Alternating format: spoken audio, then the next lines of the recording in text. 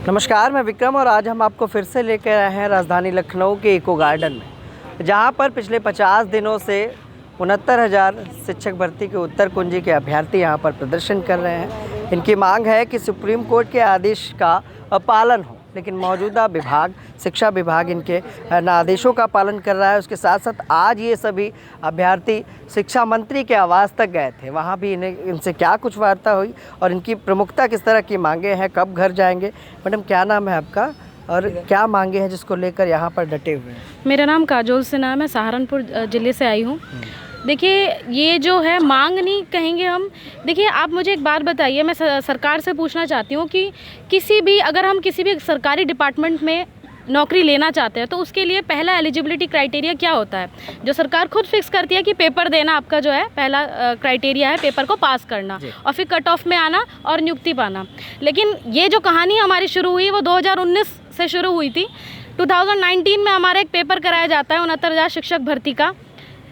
एक middle class person सपना देखता है कि वो इतना पढ़ने लिखने के बाद वो नौकरी पाएगा, वो सपने सजाता है कि वो नौकरी पाकर अपनी सारी परेशानियों को हल करेगा। एक मिडिल क्लास पर्सन के लिए यही सब होता है। तो हम सभी, आप देख सकते हैं, सभी मिडिल क्लास फैमिली से हैं। हमने भी वही सपना देखा था 2019 में, जब हमने यूपी टेट क्लियर करने के बाद पेपर दिया था तो मन में बहुत सारी खुशियाँ थी, बहुत सारी उम्मीदें थी, बहुत सारे सपने थे, परिवार वालों के साथ बहुत सारी चीज़ें थी। वो सपना हमारा बहुत बुरी तरीके से चकनाचूर किया जाता है हमारी सरकार के द्वारा। 2019 में पेपर करवाने के बाद एक गलत आंसर की जारी की जाती है, जिसमें कुछ प्रश्नों को जो है वो गलत बनाया जाता है। हमारे आईएएस अधिकारी जो विशेषज्ञ होते हैं, 14 सब्जेक्ट में जो अलग अलग विशेषज्ञ होते हैं वो पेपर बनाते हैं 150 नंबर का। हम इस बात से मैं हैरान हूँ कि उस 150 नंबर के पेपर में भी गलतियाँ की जाती है। हम ऑब्जेक्शन लगाते हैं और उसके बाद जो है एक आंसर की जारी की जाती है, जिसमें कि हमको 1 नंबर से फेल कर दिया जाता है। जितने भी हम कैंडिडेट आप देख रहे हैं, सभी को 1 नंबर से फेल कर दिया जाता है और उसमें जो है प्रश्न जो है वो गलत बना हुआ था। चलिए, सरकार अपनी जिद पर रहती है, उसको सही नहीं, रिवाइज आंसर की में सही जो है जारी नहीं करते। उसके बाद जाते हैं हम हाई कोर्ट के single bench, double bench. High court से हम जीतते हैं 25 अगस्त 2021 में। तो हाई कोर्ट ने हमें साफ कह दिया है, ऑर्डर में साफ कह देती है कि 1 नंबर ज्वाइनिंग देने के बाद जितने भी याची हैं कोर्ट में उनको नियुक्ति दी जाए, जो कट ऑफ में आते हैं। ठीक है, तो सरकार क्या करती है, वो हमें टहलाती है, बहलाती है।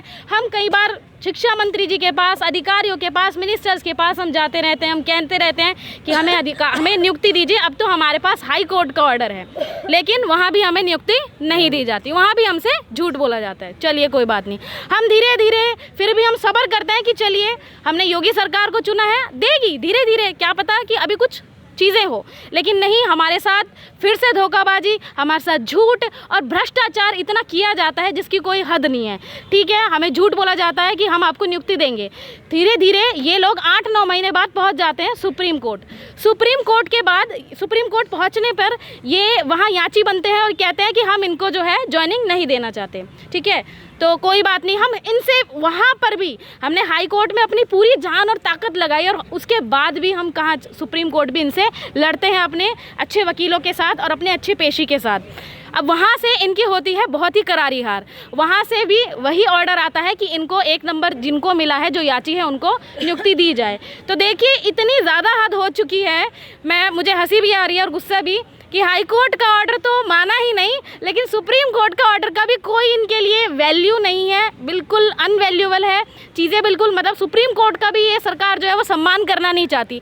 तो मैं ये पूछना चाहूँगी कि जब सुप्रीम कोर्ट के ऑर्डर का 12 महीने, मतलब 1 साल होने वाला है, सुप्रीम कोर्ट के ऑर्डर का अगर आप पालन नहीं कर सकते तो आपने सुप्रीम कोर्ट बना के क्यों रखी है? ठीक है, तो ये चीज़ें होती है। हम पिछले 50 दिनों से यहाँ इको गार्डन में धूप में, बारिश में, हर तरीके से धरना दे रहे हैं, लेकिन सरकार को कोई सुध नहीं है। हम हर मिनिस्टर से मिल चुके हैं, हर कैबिनेट मिनिस्टर, उप मुख्यमंत्री, सचिव, जिससे हमने मिलना था, हमने अपने ग्राउंड लेवल पे हर तरीके का विभाग के जो डायरेक्टर हैं उनसे कभी वार्ता हुई इस विषय को लेकर? जी, विभाग के बहुत डायरेक्टर से, डीजी साहब से हम कई बार, मैं पर्सनली डीजी सर से मिली हूँ, सचिव प्रताप सिंह बघेल से कई बार मिला गया है, हमारे उप मुख्यमंत्री केशव प्रसाद मौर्य जी से मिला गया है। जितने भी मंत्री विभाग से संबंधित है, चाहे वो सरकार से संबंधित है, हम हर एक जमीनी स्तर पर हम प्रयास कर चुके हैं। हम हार चुके हैं हर तरीके से। आज भी इनफैक्ट हम गए थे शिक्षा मंत्री आवास पर, जहाँ पर हमें हमें ये बोला गया कि आप वापस जाइए इको गार्डन पर, हम आपका कर देंगे, ठीक है। तो हमें वापस जोर जबरदस्ती के साथ भी बोला गया धारा 144 लगाएंगे। हाँ, कि आप पर मुकदमा किया जाएगा, धारा 144 लाएंगे। तो मुझे ये बताइए कि हम बेटियां, हम जो यहाँ सब देख रहे हैं बेटे बेटियां, ये इतना पढ़ने लिखने के बाद कहाँ जाए, हम क्राइटेरिया पूरा करने के बाद भी कहाँ जाए। देखिए यहाँ तमाम लड़कियां हैं जो अपने घर परिवार से दूर है और सरकार पर उनको जो विश्वास था वो भी टूट गया। देखिए आत्महत्या तक की करने के लिए बच्चे मजबूर हैं। बेटा क्या कुछ कहना चाहोगी, जब सरकार को वोट किया था तो क्या उम्मीदें थी, अब क्योंकि आगे फिर से चुनाव 24 का आने वाला है तो क्या कुछ करने वाले हो? सर एक बात बताएं, जब वोट दिया था तो इतनी उम्मीदें थी कि योगी सरकार है, पढ़ी लिखी सरकार है, वो खुद पढ़े लिखे हैं, तो हमारे पढ़े लिखे नवयुवकों का वो सम्मान करेंगे। और उन्होंने कहा था योग्य शिक्षकों को हम नियुक्ति देंगे। तो हम सीटेट पास हैं, सुपर टेट पास हैं, बहुत सारी डिग्रियां हमारे पास है। नहीं यकीन अभी पढ़वा के देख लीजिए, बेटर पढ़ा देंगे, रिस्पॉन्स ना मिले तो बताइएगा। हम शिक्षक बेसिक क्यों चुने, क्योंकि बेसिक में गरीब बच्चों के छात्र जाते हैं जो कि मलिन बस्तियों में रहते हैं, उनका इतना स्तर हाई नहीं होता कि वो बड़े स्टैंडर्ड स्कूल में भेज सके। तो एक शिक्षक जो होता है पूरे समाज का नव निर्माता होता है, एक प्रकाश स्तंभ होता है, स्वयं जल के दूसरों को प्रकाश देता है। तो मेरा भी एक ख्वाब था कि मैं भी बेसिक के बच्चों को पढ़ाऊँ। ऐसे यहाँ युवतियाँ हैं, युवक है, उनका भी यही ख्वाब है। चाहते तो हम लोग 5 साल में IAS PSS की तैयारी कर सकते थे, लेकिन एक कहते नहीं छोटे स्तर पे शुरू करना कि हम पढ़े, हमारा समाज पढ़े, ये हमारा ख्वाब था। तो हमने वोट तो दे दिया ये सोच के कि हाँ नवयुवकों को नौकरी मिलेगी, योग्य शिक्षकों को नौकरी मिलेगी। लेकिन आज ये स्तर आ गया, इतनी हट्ठी सरकार आज तक नहीं देखी कि हम लोग कोर्ट से जीत गए, उनका ईगो हर्ट हो गया और वो अपना ईगो हमें इस तरह नचा के अपना ईगो पूरा कर रहे हैं। तो अब यही स्थिति आ गई है, क्योंकि यहाँ से तो हम टूट गए हैं, फिजिकली तो टूट गए, रोज़ आके अप डाउन करना उन्नाव से आसान नहीं होता है। आर्थिक कंडीशन है नहीं, पैसे हैं नहीं, अब किराया तक नहीं है कि हम डेली आ पाए, लेकिन आना है तो आना है। अगर हम टूट जाएंगे तो ये टूट जाएंगे और हमें पढ़ाना है, और ये हमारा संघर्ष जो है इतने दिन का व्यर्थ चला जाएगा। 5 साल 11 महीने 50 दिन बहुत होते हैं। ठीक है, देखिए एक ये भी है जो दिव्यांग है, उनसे हम बात करेंगे। बट कहाँ से आए हो आप? सर मैं डिस्ट्रिक्ट एटा से आया हूँ सर। कैसे आए? सर मैं आया हूँ ट्रेन से आया हूँ। तो क्या कुछ उम्मीदें हैं, किस उम्मीद को लेकर आए हो? एक उम्मीद, रोज़गार की उम्मीद लेके ही आए थे। जैसे कि आपने देखा हमारी बहनों ने जो अपनी पीड़ा, अपनी व्यथा जो बताई है, उसी पीड़ा उसी व्यथा को लेके मैं भी यहाँ 50 दिन से धरने में बैठा हुआ हूँ। और मंत्रियों से, अधिकारियों से कई बार टीम भी मिली है, हम भी मिले पर्सनली जाके। शारीरिक रूप से अक्षम होते हुए भी सर सिर्फ एक टाइम खाना खाते। दिखाओगे? तो हम कहेंगे देखिए ये दिव्यांग हैं और काफ़ी दूर से आए हैं। यहाँ पर लड़कियों के साथ साथ ये सब दिव्यांग व्यक्ति हैं जो इस उम्मीद में आए हैं कि शासन प्रशासन इनकी मदद करेगा। हमने अभी इन बच्चों से कहा कि CUG नंबर पे कॉल की जाए, विभाग के जो प्रशासनिक जिम्मेदार अधिकारी हैं उनसे, शायद इन बच्चों से किसी का फ़ोन उठता है। तो हम सुनाते हैं कि इस मामले पर उनका क्या कुछ कहना है। क्या कहना चाहोगी, कहाँ से आई हो? मैं पूजा श्रीवास्तव सिद्धार्थ नगर से आई हूँ जी। हमारा यही कहना है कि 11 माह हो गए कि आपके कान पे जूं नहीं रेंगता है, कि आपको दिखाई नहीं देता है हमारी पीड़ा। 11 महीने से हम लोग झेल रहे हैं। सुप्रीम कोर्ट, उच्चतम न्यायालय, और हम कहाँ जाएं, अंतर्राष्ट्रीय न्यायालय में जाएं? क्यों आप कुछ कार्रवाई क्यों नहीं करते हैं? बस आश्वासन पे आश्वासन। ये तो फिल्मों का वो लगा रखा है कि जैसे मूवी में दिया जाता है आश्वासन, बस वैसे यहाँ पे हमें ज़मीनी स्तर पे दिखाई दे रहा है। कब आगे प्रोसेस होगा? अच्छा, सदन में कभी ये बात उठी है आप लोगों की? सदन में भी उठ चुकी है सर, सदन में बात उठी है। क्या बात उठी? उन्होंने कहा था कि ये उत्तर कुंजी वाले सत्ता पक्ष के लोगों ने उठाई थी? नहीं, विपक्ष के लोगों ने। विपक्ष के लोगों, विपक्ष नाम क्या था उनका? राकेश पर गौरी शंकर जी ने। क्या उन्होंने ये मांग उठाई थी, उत्तर कुंजी वाले बच्चे हैं, इतने दिन से धरने पर बैठे हैं, ज्ञापन दिया था। उन्होंने कहा कि इन लोगों की सरकार नीति क्यों नहीं दे रही है, लेकिन मतलब लंबित। तो वो कहते हैं हमारी कोई भी भर्ती, हमारे CM साहब कहते हैं हमारी कोई भी भर्ती न्यायालय में लंबित नहीं है। 3 दिन से लंबित नहीं, और कोई सारी भर्तियां लंबित हैं? सारी भर्तियां लंबित हैं। तो सारी भर्तियां, चूँकि जब से योगी सरकार बनी, कहा जाता है कि 4 लाख और तमाम ऐसी होर्डिंगें लगी थी कि इतने रोज़गार हमने दिए हैं, लेकिन इस सरकार में अभी तक एक भी सफल भर्ती नहीं हो पाई है, जिसका उदाहरण लखनऊ के इको गार्डन में आपको तमाम बार देखने को मिलेगा। कहाँ से आए हो आप?